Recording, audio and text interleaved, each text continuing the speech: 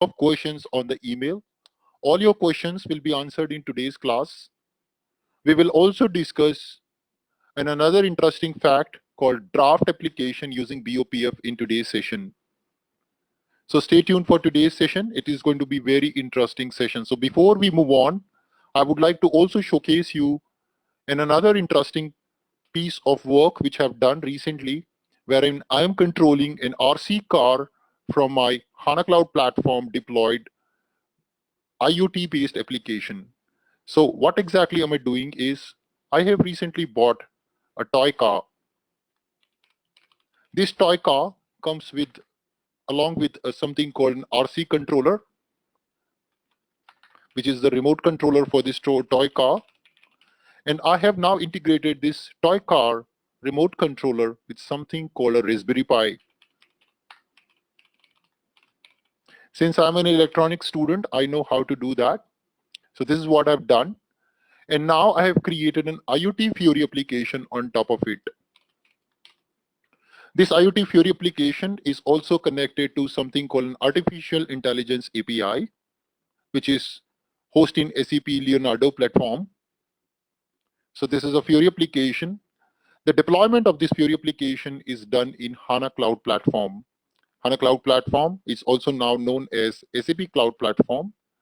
It's a cloud platform provided by SAP, and there is a free trial version available which you can subscribe for.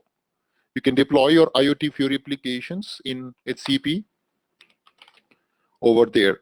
So this is a Fiori application which is now going to talk to AI on the one side and Raspberry Pi from the other side. Now, what I'll do is, from this Raspberry Pi, which is connected to my Wi-Fi network, I will be sending signal to this RC controller, and then this RC controller is going to talk to my toy car. As a result of it, as an end user, what you see is, wherever I am sitting in the world, doesn't matter. I can launch my Fiori application in my mobile device. Of course, I should have network connectivity. And then this Fiori application, I can send signal to my SMP-based deployment to this IoT application. I use JavaScript voice API, which is then being sent over to the AI server, artificial intelligence server. AI server understand what am I talking. It also recognize my voice because I have some voice patterns stored in it, so that it recognize that who am I automatically based on the voice. And once it identifies that it is my voice, it generates a text out of it. And then based on that text, I'm sending signal to my Raspberry Pi and controlling this RC controller, which is then controlling my toy car. Just to quickly show you a quick demo, I have recorded a video also for this, just to show you here. This is my toy car, which is going to transform into a robot now. The moment I say send my voice, it will transform into a robot. So now I play this, I say convert to robot, transformer, and you can see this toy car has got converted to a transformer. And then I say move ahead, so it just move ahead. If I say move back, then it moves back. It is recognizing my voice, and then I say convert back to a car. So it gets converted back to a car, guys. This is the advantage. This is the power where the world is going. You can see how the new world will be in future. And this is completely done with the AI IoT Fiori application running on top of my, running in my mobile device, and I'm sending signal from my mobile device to it. That is what is exactly happening in this application. So you can see it will convert to a robot again. I say transformer, so it will transform it to a transformer. I say move ahead, and then it will become a car, and it moves ahead and moves back. So this is where the future is going. This is the kind of applications you guys can also build going forward in the future, just to give a small glimpse. Now imagine how can this be utilized in an industry. Suppose you're working for an automobile company. You want to stop the production with your own voice. You're sitting on an airport and you want to stop the production of machines, or you want to produce a particular product in a particular way. You can open your Fiori app on the airport and define the configuration, what type of product you want to proceed and send a signal. Automatically, your Raspberry Pi is going to control your automated devices, which are involved in the production in the in an automated conveyor belt line. and accordingly the configuration is being changed. And that's how completely can be done via over voice over command. This is the kind of future applications we look at together with IoT and artificial intelligence. Just for information, so let's move on back to our topic. In the last episode of our training, we have started discussing about creating a Fiori application based on BOPF framework. So let me just quickly connect to my web IDE and show you this Fiori application which we had created. Just let me refresh. Or maybe I'll recreate it quickly with another ID which I have created in web ID today. So we have created a BOPF application.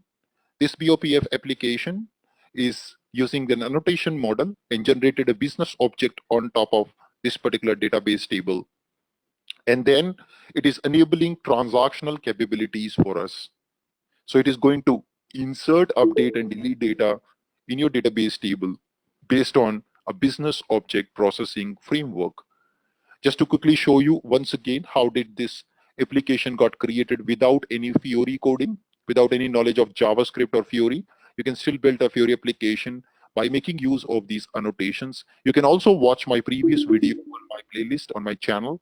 You can see there's this video, the first video. So if you're watching this video first time, please go back to my ABAP on HANA playlist, and here you see CDS BOPF Fiori app, S4 HANA programming. This is the first video you should look at, and then jump to this video on the YouTube. Okay, so let me just go back. And now what I will do is connect to my web IDE. And here I am going to quickly create projects, a new project from template. And I choose Fiori elements. And then we choose it as a least report application. And just quickly give the name of the application, let's say in-flight meal. So it should be application name without any space. So Z flight meal and in-flight meals.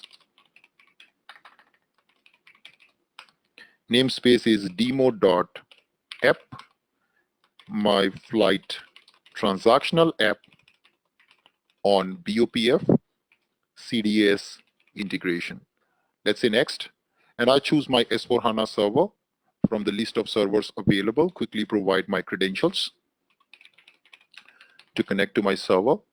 And now just quickly open the OData service generated by my ADT. So let's use the OData service name. That's my CDS name. Should be same underscore CDS. Say next. And now it loads the annotation file according to the annotations what we have added. Quickly select your entity set, which is flight meals. Say finish. Your Fiori application is now ready. And just run this application with directly on SAP server.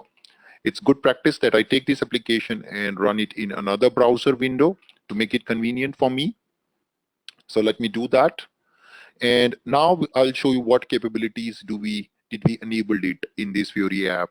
So we have actually enabled the transactional capability towards the end of the last session, where it will create automatically a business object. You can see here, just when I highlight on this green color icon, it shows me the business object generated out of it. I just click on this business object and it takes me to the business object definition.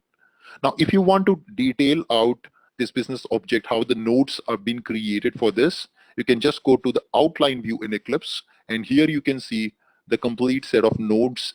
If there are more associations in your CDS with the business objects, it will show you all those as a child nodes here. Right now, there is very simple scenario where we just have one single table, inserting, updating, deleting into that. So that's the reason we have only one node. And then when we come back to the application, I just launch the application, you will see it again asking me the credentials of my S4 system. Just provide that. And I can click on Go button. It will show me the records which are available in the database table. So that's the display capability. And then we saw creating a new object altogether. Let me also open up the database table behind the scene into the system. So I'll just connect to my SAP logon and show you the database table involved in this, which will then going to create a record for me in the DB table. So this is the DB table which we have used. Let me just go back and show you this database table in my server.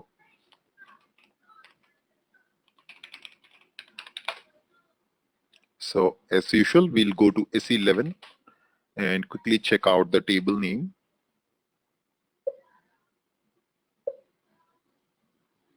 There you go. You can see the records in the database table. Yeah. And then this is what we have seen doing all this stuff in my last video and in my last session. In today's session, we will see the other enterprise capabilities which we were discussing in the last class. The capabilities like allowing users to work with a draft-based application where a draft will be created as and when start creating things, so that in case your session gets timed out, the draft state of the data gets stored in the database as a temporary state. So you can do a device switch. For example, you started creating a sales order in mobile device, and now you received a call from your friend, and it took about 30-40 minutes for you keep talking on the phone. By the time your application already timed out, so all the data which you entered in the sales order by that time is gone, which typically happens in a Fiori batch application. There is a timeout token. Based on the timeout token, the application times out. And then you again have to re-enter all the data, which is very expensive for you, for your business as well. So that's why we need a new approach. Real enterprise application should have uh, draft feature, just like you have in Gmail. When you're typing a Gmail, your Gmail automatically saves your mail into draft. So by any chance you have a network problem, or you got disconnected, or you by mistake close your browser, your mail will be available into the draft, which you can open by another device also. Suppose I started editing a sales order, and then I reach office. By the time my mobile app got timed out, I go and open that draft in my desktop in my office system, and then continues my work. This is the real business capability we will be discussing. Together with that, there were questions about Anubhav, how can we do validations of the data which we are entering or which user is entering, how that can be done. That is also we'll discuss.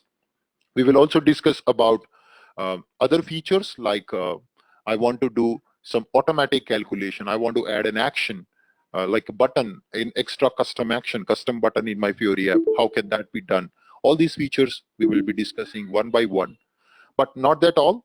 We have also observed in last session that when we were creating a new record, it was actually inserting the primary key value as blank, which is the meal ID. It was injecting it as a blank ID. That also we got to solve it. So I'll show you the problem which we were facing. So I click on plus. And now you see I enter an airline code, American Airlines. And then I say 00, and it automatically shows me the help, of course, because we have association created in terms of a notation. And then maybe I just enter something. And then I say capacity is 255. Now I click on save button.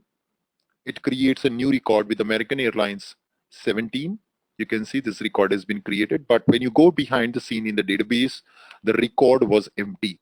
Yes, this is what was the problem. You can see the meal ID, which is your primary key, was injected as a blank value. This is very, very risky, because now what happens is you try to create another record, guys, right?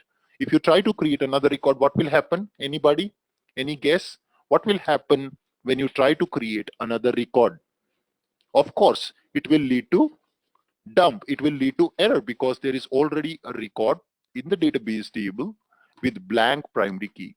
So system now won't allow you to do that, correct? So that is what will be the problem. So now let's see how can this error affect us, and hey, let's see how we can solve it.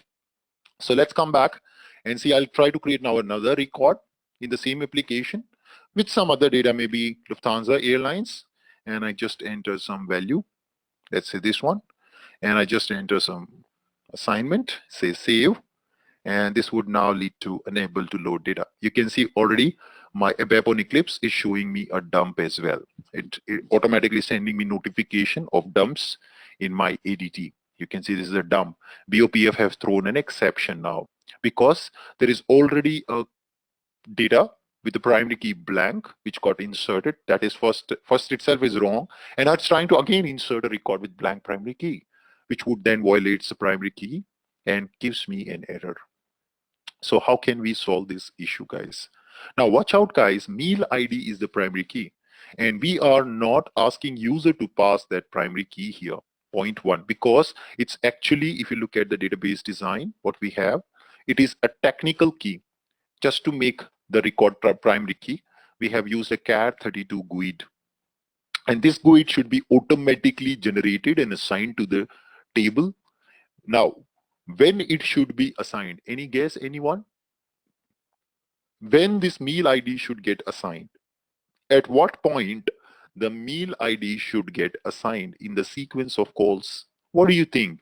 In order to make this transactional app work, when would this meal ID should get assigned automatically?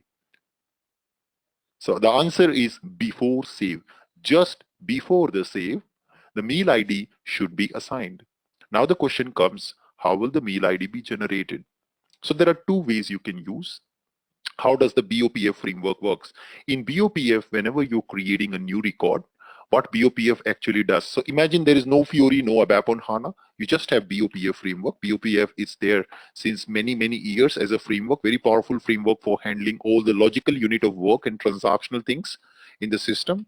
For BOPF, whenever you work with BOPF, any business object you consider, for example, a sales order or a material, yeah, any business object you consider, you instantiate a BO object in BOPF framework. The moment we instantiate a business object inside BOPF framework, this business object always has a node key associated. The design time representation of an object in the business object processing framework is considered to be called a node. Okay, we call it as a node. That's called design time object. The moment you say now I'm running BOPF framework to persist new sales order, it creates an instance of this node. Okay, instance means it's object, and every object has its own identity, a unique identity. That's the definition of a normal object in object-oriented world. Every object has its identity. So in BOPF, when you create a business object, it is represented by a node, and when you instantiate a node, you get a BO object. So suppose if I want to create 5 sales orders, how many instances I need of this node? Anybody? If I need to create 5 sales orders, how many instances I would need for this business object? Of course, you need 5 instances. And then on this instance, you will do operations. Let's say to this instance, I say, hey instance, can you get saved? Can you get committed? The moment you say commit my instance, it creates a record in the database table. So it's actually a representation of database record. Every instance is a representation of database record, which is derived out of this node based on node properties. This is how the basics of BOPF works. Now, in this example, if you look at our database table, flight meal table, for this flight meal table, in the system, there is a node which has been created. I was just showing you the BO. You can see this is the node which is the design time representation of that. And then if you go inside this node, you can find system generates automatically some persistent structure, some table type, some structure type, and interface with all the constants related to its properties, all that it generates. So if you go to the top, you can see it's also generated an interface for us. This is an interface which is all the constants related to each property, be it carrier ID, connection ID, all that is being generated inside. So that's a design and representation of your business object. And when you are working with BOPF, the BOPF framework is going to create a runtime object of this node, which is actually a BO instance. Okay, and this BO instance has something called a node key. Node key in itself is actually generated by business object processing framework to understand that every object is unique. Okay, that's the node key, what it does. Now if you have complicated structure like node inside node, then it creates all the sub objects accordingly using association of oops. Yeah, so that is what happening behind the scenes, guys, in BOPF framework. So this BOPF framework, the moment you say I want to create a new sales order, I want to create a new entry into DB table, it creates a node key automatically which identifies every object. Yeah, and this node key now I can also use to send or assign it to my meal ID when I'm storing the record. So just before the save, I'm going to use this node key generated by BOPF framework to instantiate my BO. I'm going to use and assign that to meal ID. And then when it is saved, meal ID will get its value, which is unique by itself. And when this should be done? Just before the save, just before BOPF framework inserts the data. So here the BOPF framework is responsible for taking care of all the database object operations. You don't have to write any transactional logic like insert, update, delete, modify. You don't have to do any ABAP coding for that. That is completely managed by the BOPF framework. Now, if you want some custom functionality, BOPF gives you placeholders. So what BOPF does, BOPF tells you, hey, if you want your own custom functionality, just before I send data to database, just before I save the data to database, you want to hook your own functionality, you can do that. Yeah, that's the beauty.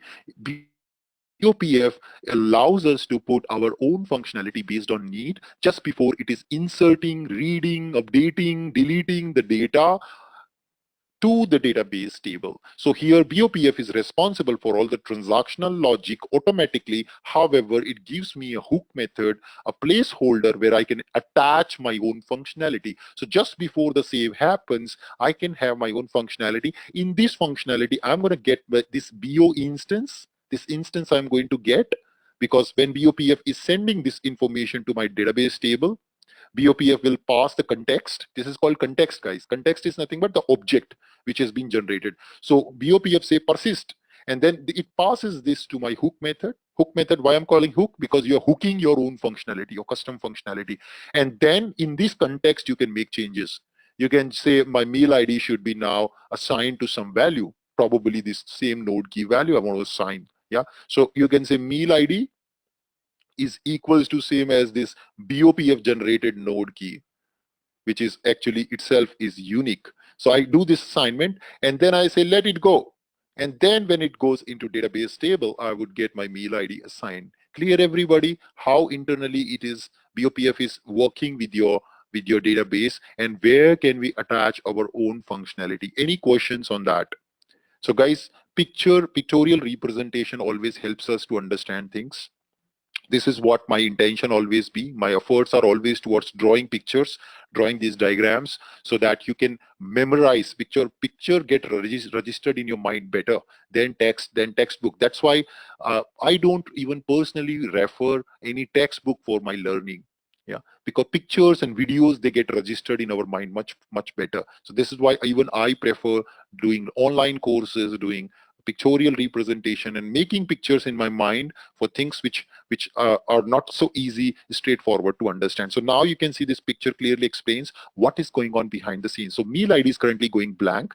We need to now assign this meal ID same as the node key generated by BO. As a result of that, you can see database record will be persisted in the database table. Clear everyone? If it's clear, let's go ahead and see how in the system you can have your own hook functionality to be used and plug in your own functions in here. So that's what we're going to do now. I go back. So now, first of all, let's go back to ADT, ABAP Development Tools in Eclipse. This is our BO.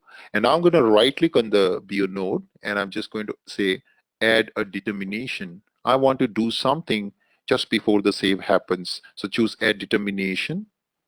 This would now allow you to put a determination name and an implementing class for the same. Okay, so let's put a determination. So I say before save. Yeah.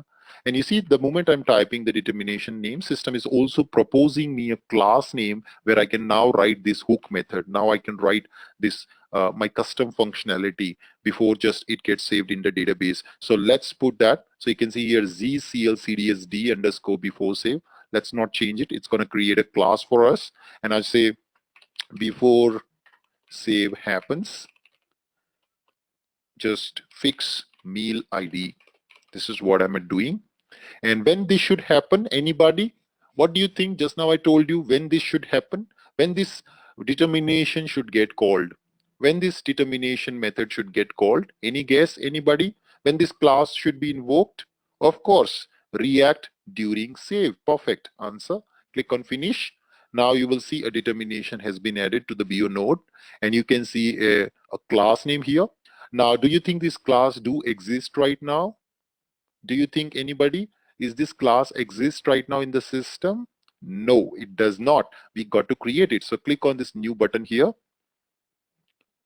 And now it asks me for transport request. Since I'm saving in local object, I'm not giving anything. Say okay. System is now creating a class in ADT for me. It will get created. Yes, there you go. You can see it's been created. Now you can also see here when this determination should get called on create, on update, delete, load, or determination, something not checked. So we'll say just only during create, please call this, because the new meal ID should only be assigned during create. During update, we don't update primary key, of course. Yeah, we'll update other attributes. So just call this determination only during create, please. Yeah, save this one first. Now I go to the method. Guys, we are always going to implement execute method now here. In this execute method, we are going to write our code, which is now exactly the hook method for you, for your custom functionality. Okay. So any guess, anybody, what am I going to do here? Anybody? Any guess? What am I going to do in this? Any guess? What did we just learned? What is that I supposed to do before the data record is getting created in my database table? What do you think we should do? We just have to assign the meal ID with some value. And that value I'm going to read from this context, which is nothing but the BO node key. So if you look at the signature of this method execute method, watch out.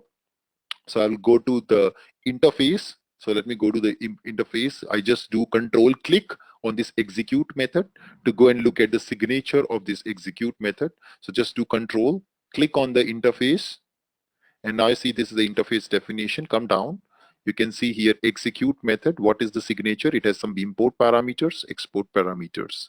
So now import parameters, you see something called IES context, IT key, IO read, IO modify. So during the read, this gets called. During the modify, this gets called. So all these are automatic parameters which are being sent to the execute method to hook in my functionality to read what is that business object processing framework is sending to database.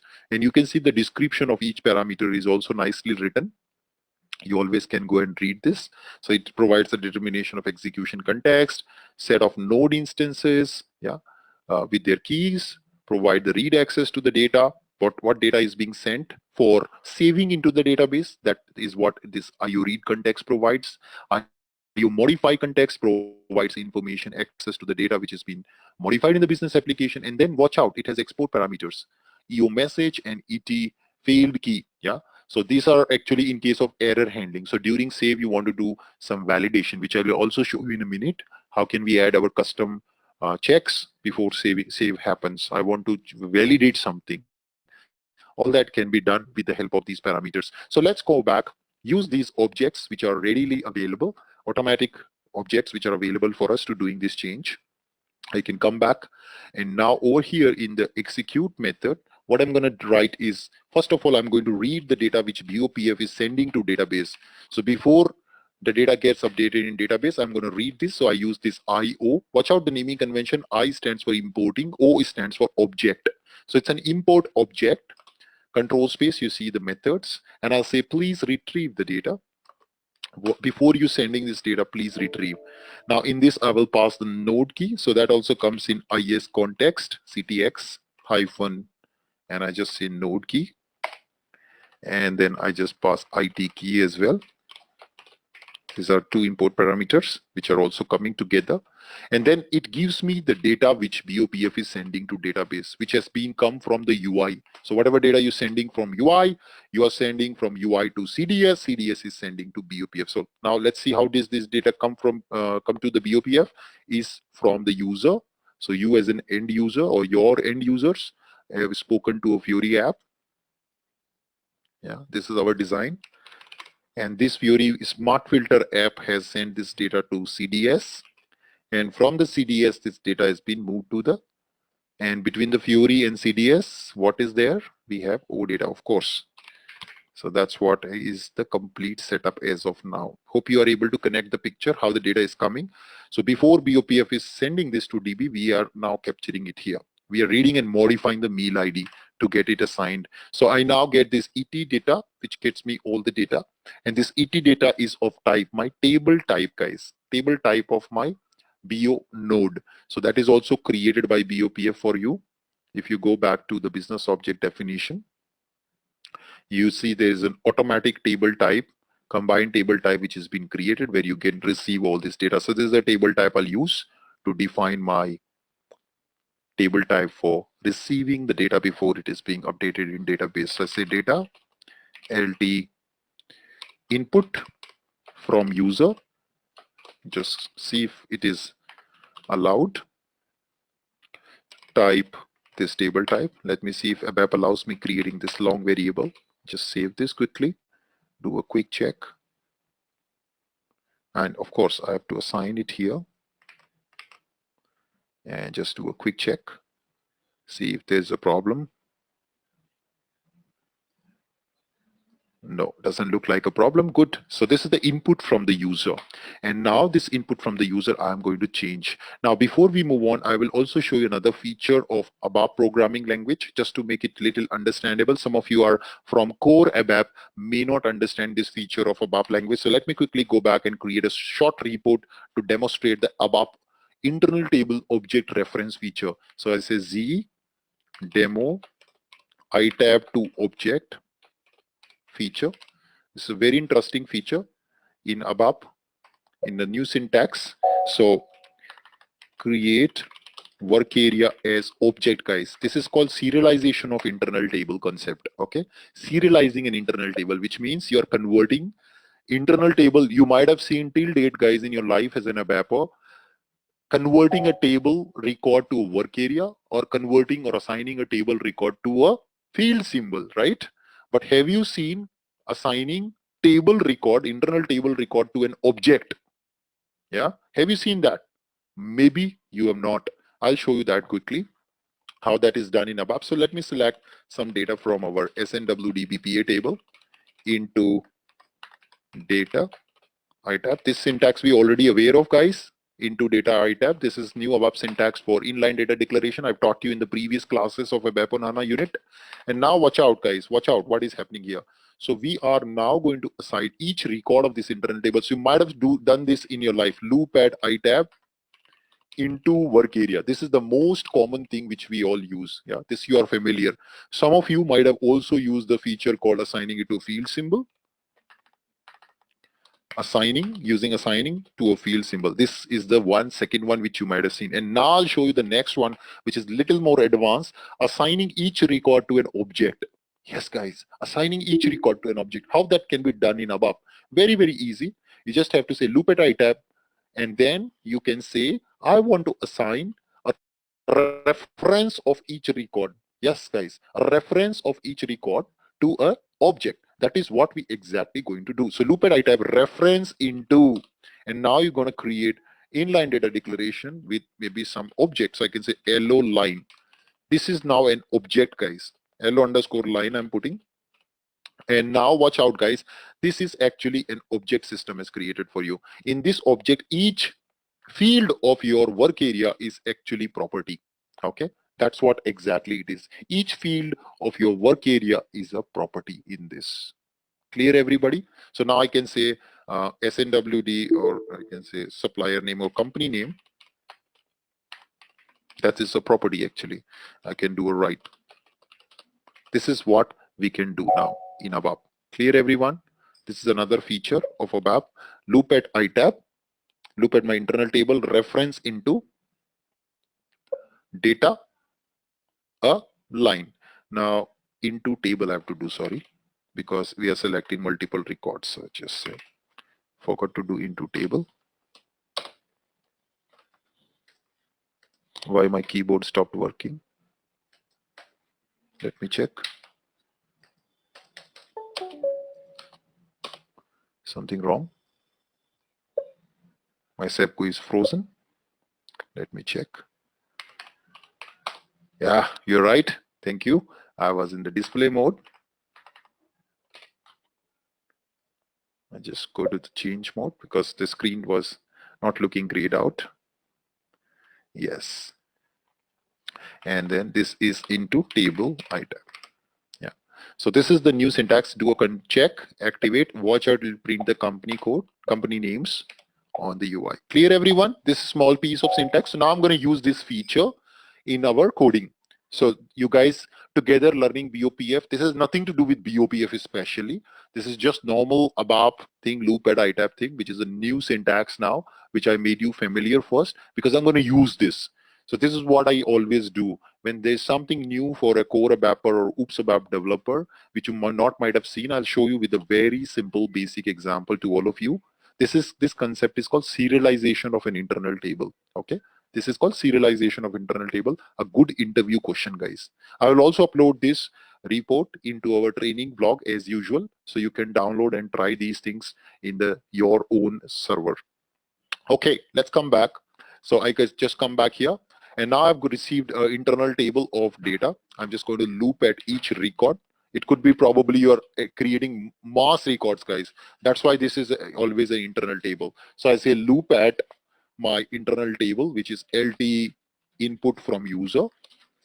And guys, one more thing you can do, double click on this top of the window, and it will maximize the Eclipse screen. The full screen Eclipse is maximized, so it makes it easy for you to do editing, guys. Yeah, that's also you can do. So let's say loop at LT user input, reference into data, and I say LO input. Okay, so this is like loop at work area. You can of course use loop at work area. There is no harm, guys. You guys, those who are comfortable with core ABAP, use your own syntax, what you've been doing. It's not like you have to use the new syntax. Choice is yours. My preference is I would love to use new syntax because I want to learn new things. That's my passion of learning new things. So that's why I would love to use new syntax. Gives me more convenience. Yeah, that's what I'm doing. And now I'll say LO input. Please change my meal ID and assign the node key which is being generated by BOPF framework automatically to this. So again, that is available in this LO input node key. I think it's just key. Yes, that's what I'm assigning. Yeah, you can also use node key, and that's it. Once this is done, please modify this data back into the context. So you use IO modify object, and then you can use update the data. So before it is sent to database table from the BOPF framework, please update the data, pass the node key, node context, and then what is the data which you are changing? That is the data you have to pass, which is nothing but your object. Okay, you can pass this object now here in the data, and then you can also pass the root key. That's also again not important, but it's good practice that you pass this root key. And now it's giving me some error, IT key. Okay, that's okay. Well, it's giving me an error here, not compatible with IV key. Okay, right. So this is actually my object key itself. Yes. Okay, now then what is the data you are changing? So you're already passing the object, guys. The the object which you've received from BO. In that itself, you've changed the data. So according to this, the data gets changed. But you need to tell also BOPF what is that you're changing. So for this, you are now going to pass an internal table of type string. And that string table, you have to tell which property have you changed. For all of them will be passing the name, list of field names. Now you remember also in my past unit of ABAP on HANA, I taught you new ABAP syntax for creating a runtime table, runtime internal table using value expression. So that's what I'm going to use, value hash. So this is the beauty. Now I don't have to declare a table explicitly, append data to that. I can do it at runtime purely. Yeah, this is the beauty. Value expression, guys. If you don't remember, please watch out my previous classes where I taught you value expression in the past. Hope some of you may remember, some of you may not. Now here I'm going to mention my field name, which I have changed. Which field we have changed? Meal ID we have changed. We have to tell the framework, please change the meal ID value before updating to database. So that is what I need to mention. For that, I go back to my EDT, to my BO, where I will find the interface name which is generated by system. So let's find the interface name. This is the one which contains the constant of all the fields. Put that here. And then I say there will be SC constants for node attributes. And I have just adopted meal ID. meal ID. So BOPF framework now understand that in this method, in this hook method, I have changed the meal ID value.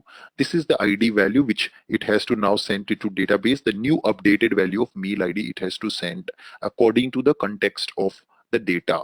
Save this. We are done, guys. First, activate the class. Step by step, line by line, no copy paste of code. Never learn from trainers who are teaching you copy paste.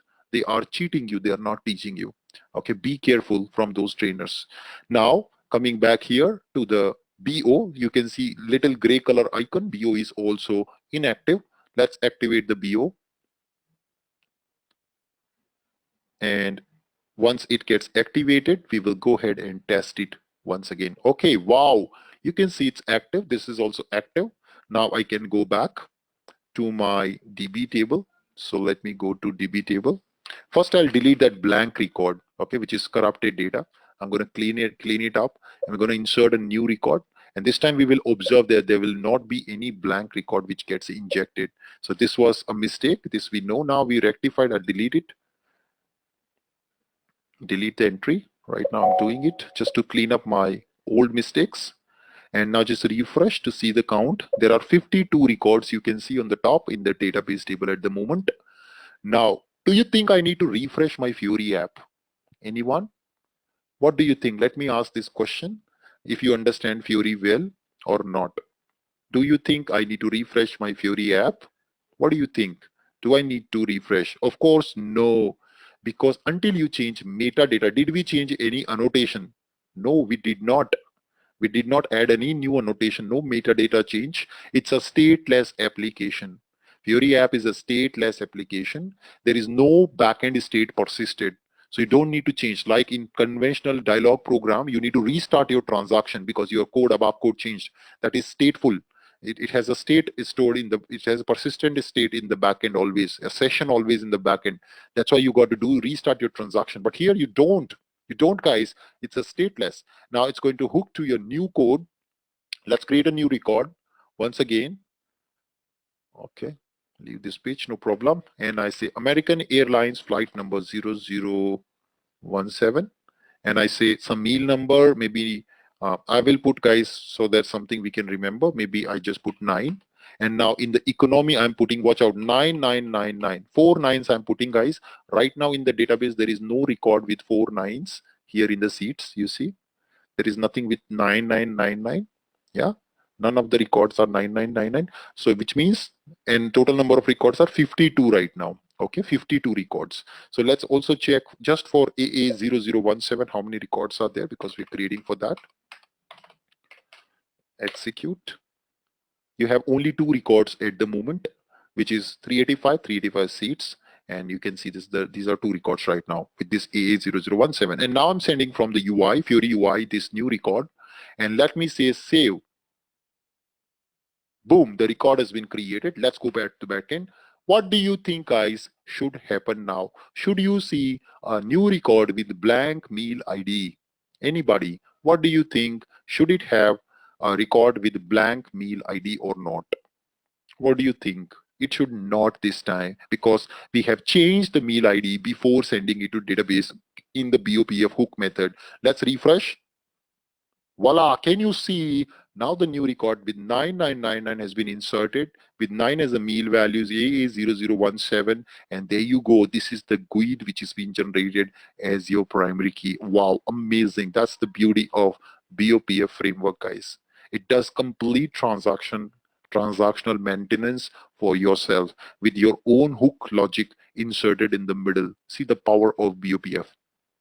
Complete logical unit of work, as well as locking and unlocking of data, is also being taken care by BOPF framework. And then on top, you've added your own code. How can you test a functionality only from backend? Suppose you don't have a Fiori app at all, and you just want to test your code for the business object for BOPF. Just you have CDS view, you have a BOPF object. How can you test it directly? You can do that also directly in the backend without having a Fiori app. Right click on the BO node, and sorry, I have to just come back to CDS view. Where is my CDS? Let's come to the CDS view and just scroll up. You can see this is your business object. Right click on that, the business object here in ADT, and say run as test environment, guys. So for all the ABAPers, guys, those who don't have any Fiori app knowledge right now, those who don't have Web ID also, you just want to test your BO.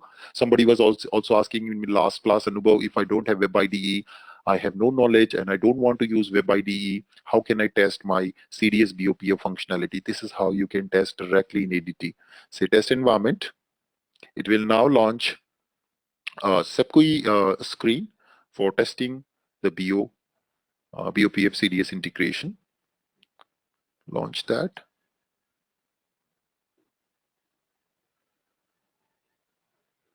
There you go. You can see it is launching. And now what I'll do is I want to test creation first of all. I want to create a new data. So how can I do that? Very easy. Just click on this plus button. It will add a node.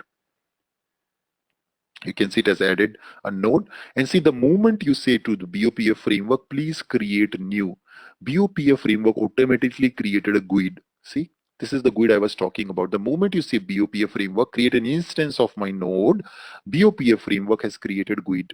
This is the unique ID which BOPF assigns. What we are actually doing in our coding is we are taking this key value, assigning it to the meal ID at runtime. So let me add some value here, LH. So I'll just enter Lufthansa Airlines. This is just for testing purpose I'm showing you. And then I will put 0014 something. And then I say meal preference as 10. And then total seats are 25, let's say. Okay, guys, I'm not putting mail ID. And I will now also show you debugging this. Okay, you can debug this, guys. Yes, absolutely. What is happening behind the scene? Let me go to SE24 in my SAP window. So you guys can see what's happening behind the scenes, how BOPF is working. And I'm just going to take the class which was generated before save. This is the class name. Copy that, put it in SE24, go to execute method. And now just put a breakpoint here. It's recommended to put an external breakpoint, which is also known as user breakpoint, because it may also then hit from the Fiori app as well. Now, those who are going to use a front-end user, you can also go and change the front-end user settings over here while debugging. Okay, here you can put your front-end user. Those who have S4 embedded, S4 central hub scenario where the front-end user is different than the back-end user, you can put your front-end user here for debugging. Sometimes you want to debug with the testing user. So you have a testing user and your developer user. So when you connect to SAP system, you want to debug as a testing user. So you put that user over there. This is all covered in my Fiori trainings.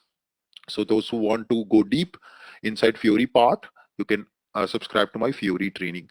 Okay, coming here, I've set a breakpoint. And now we are ready to say persist. So I go back to ADT. And here we have this creation going on. I click on save button.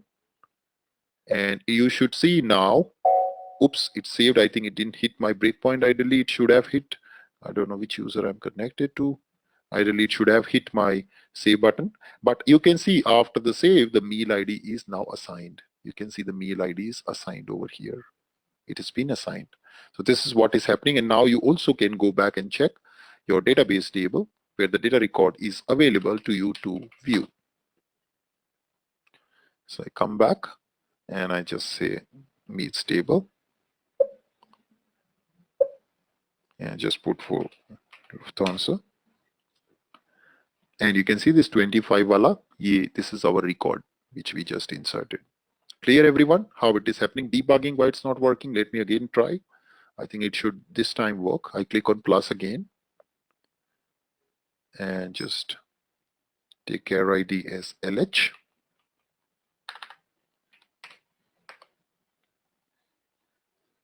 And 22 and just saving it. It should ideally hit my breakpoint, guys. I'm not sure why it's not hitting. Maybe we'll try from Fiori app. Let me go back to the Fiori app and I'm just going to create another record for American Airlines. this time 0064, it, and say save. So now I see it's going on wait timing, and voila, it hits my breakpoint over here. You can see it's hitting my breakpoint in the execute method. It first reads the data for the context of BO. It reads the business object, which is going to get persisted in the database. And after reading this business object, it loops over the data. Suppose you are testing a mass save. You're saving 50 records in database in one shot. All those 50 records will come in the context here. You can loop over all these 50 records and assign meal ID to all those 50 records one by one. You see the key is assigned, and now finally in the object we are updating the data, and then loop is getting over, and that's it. Boom, the data gets stored in the database. Clear, everybody? What is the flow here? What is happening? What was the mistake? And how did we solve that mistake? Is that clear, everyone? What we have done? Okay, so now moving on to the next part. How can you do uh, some updation with the custom action? Suppose I want to now add a custom action. So you can see majority of them are yes. Some of the records which we created with no, let me just check them. So I come down, you can see there are some records with no, yeah, no values, no, no, no.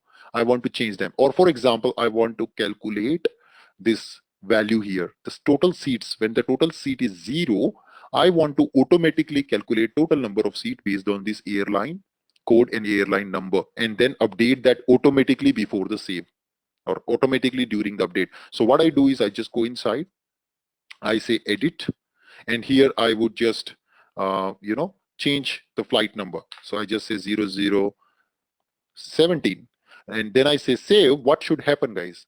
What should happen is, based on this airline, based on this flight number, system should automatically update the maximum number of capacity seats. This is what my requirement is. Again, I repeat, the requirement is to automatically update certain data in database table when I'm doing a database update. So based on certain update, it should update the remaining fields automatically behind some business logic, guys. Idea is to understand how to add your custom business logic behind the scene during update. So same procedure, no change, absolutely same procedure, just the way you've been doing it. During create, you have run one module, and this time during update you got to run another module. So this time I'll be little faster to explain this. Same way, same coding, same style. You're going to add another module here, right click, another determination, business logic once again, and I'm going to say please update seats, yeah, or update BO data. This module or this class will be invoked whenever there is an update fired on the database, on the business object. So update data. Now in this update, you can do any update, guys. React after modification, which means after my data has been changed. Let's say I am changing carrier from American Airlines to Lufthansa, and then after that update is done, I'm going to fire this module, which is going to update according to American Airlines. Now new flight is assigned. So for that new flight, what is the number of seats? So please update that in the system, in the number of seats. Say finish, and then generate this class quickly. And of course, we're going to use same piece of code again, same style of code. We first read the data which is going to get updated as per the new set of data, and then we will update the number of seats alone. Just number of seats I'm going to update. So number of seats will now get updated behind the scenes automatically. Just for the speed up, now I am doing copy paste, because you know the meaning of this code, guys. Exactly same piece of code, but this time it will do an update rather than a save. So come back here, insert everything. So first read the data, updated data. So suppose somebody changed from Lufthansa to American Airlines, you're going to get that information here. And now what you do is you are going to fire a select query probably. So I just say select sum of total number of seats for that flight. Okay, so sum of, let's say I want to know what is the total number of seats max.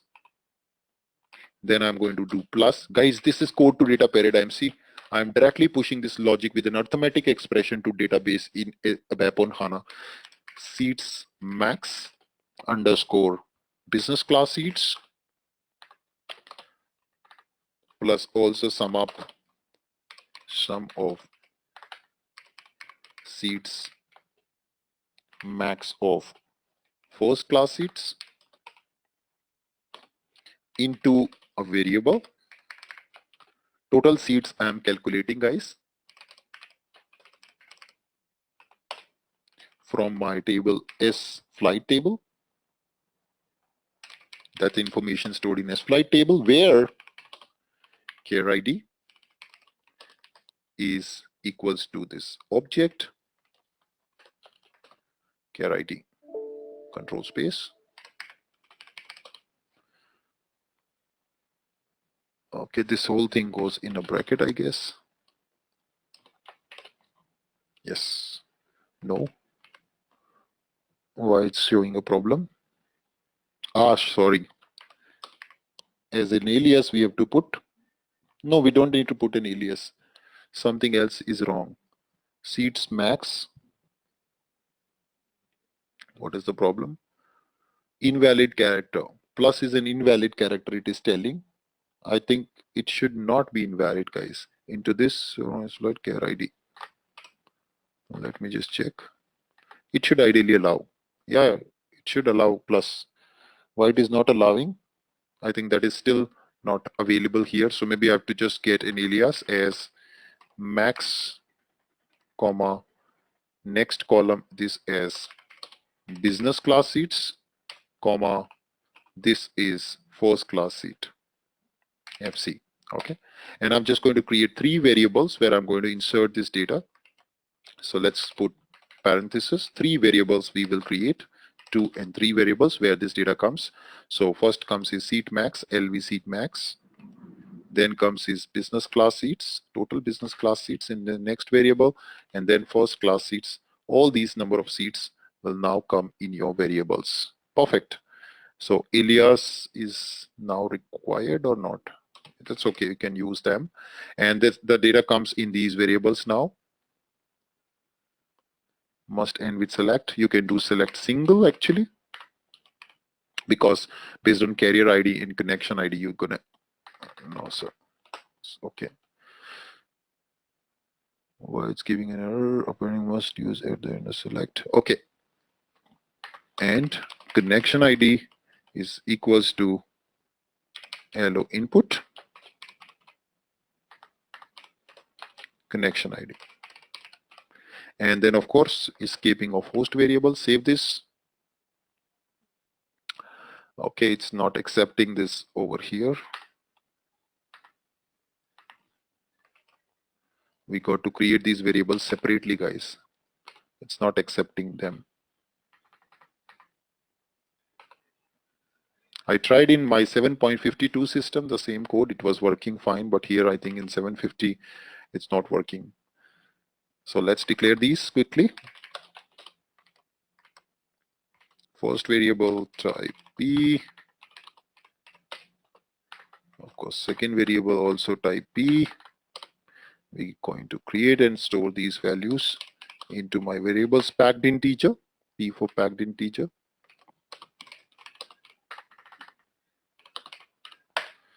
Okay.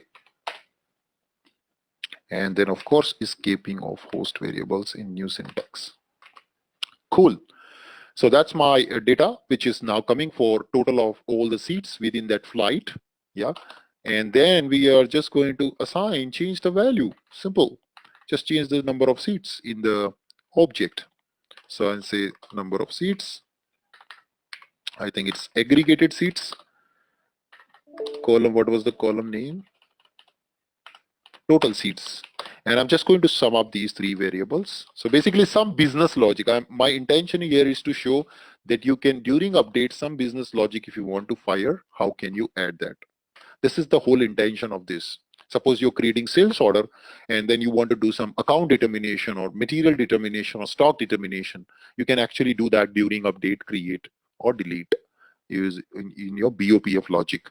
And now what is getting updated is number of seats, which is total seats property. So that I'll put it here before update and we are done. So watch out now, guys, during update. Anytime you change airline details, during update, system is going to fire this module and it's going to update the number of seats in the database table automatically. You don't have to put the value for number of seats anymore.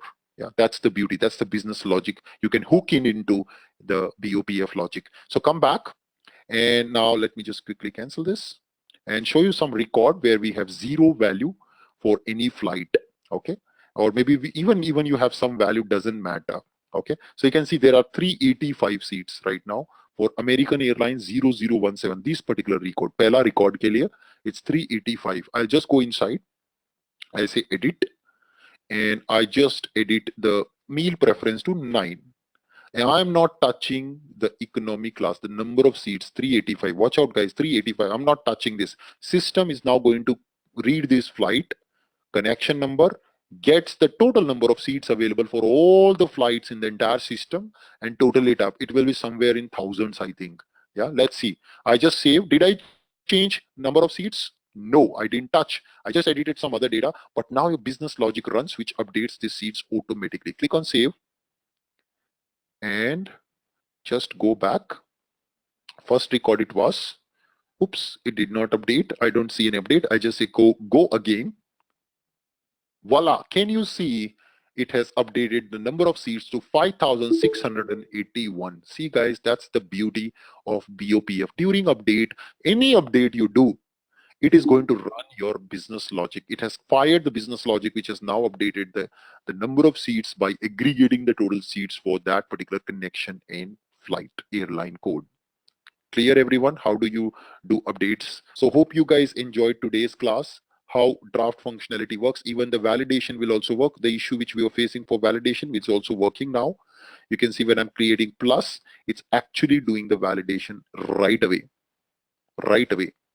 Okay.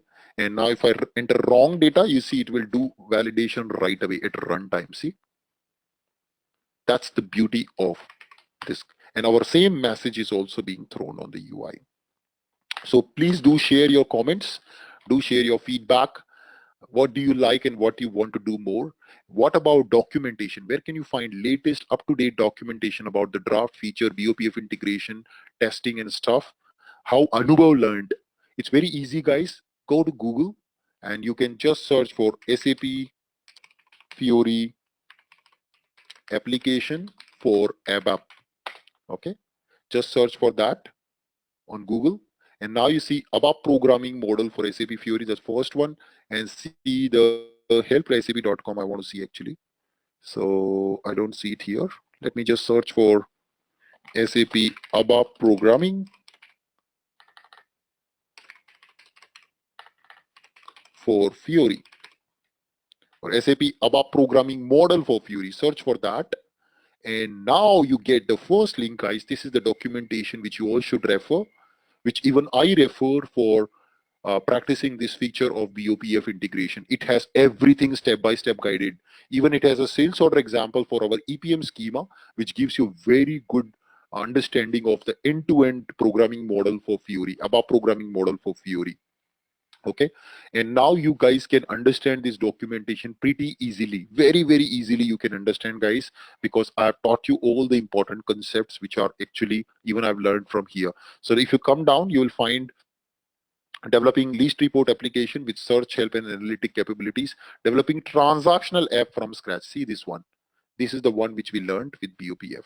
Expand this. And now you see defining business object. How do you define that? Implementing service specific consumption, running result, extending app with quick action, the action which we saw. And now expand this one. You see modeling, data persistence, business object semantics to data model. This is the annotation we have used. It will show you in the right side. Complete example is there in this. This is the documentation we should refer, guys. All of you should refer this. I'll put the link into the PPT, so you will always get the latest and greatest up-to-date documentation. So never rely on offline documents. So you see, this is the annotation we have used. Yeah, clear everyone? All these annotations, create enabled, delete enabled, yeah, update enabled, CRUD operations.